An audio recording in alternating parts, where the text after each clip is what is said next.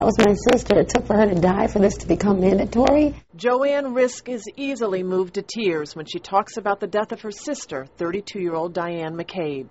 2.5 years ago, she bled to death after a C-section at Albany Med, leaving behind 2 beautiful children. Diane would have been so proud. And she would have been even prouder of the fight her family waged to make sure this never happens again.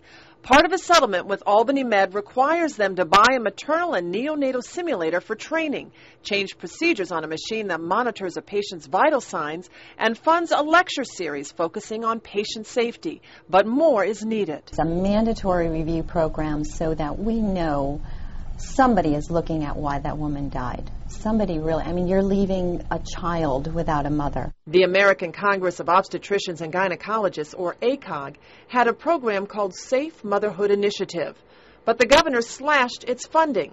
The initiative took a team of experts to hospitals within 6 weeks of a mother's death. We would spend a full day at that hospital trying to uncover what the causes of that death were. That committee was really an exemplary committee. They were responsible for collecting data on maternal deaths, for analyzing that data. Amnesty International reports on maternal deaths worldwide. They applaud the work of ACOG, but says it is not enough. Their report reveals women in this country are at a far greater risk of dying in childbirth than women in 40 other countries. Another shocker is that these numbers are actually going up. They're not going down. To bring these numbers down, the New York Department of Health now says it will make it mandatory for all hospitals to participate in reviews of maternal deaths. Their mission will be to find out what went wrong and what procedures should change. But without a state budget, that is still in limbo.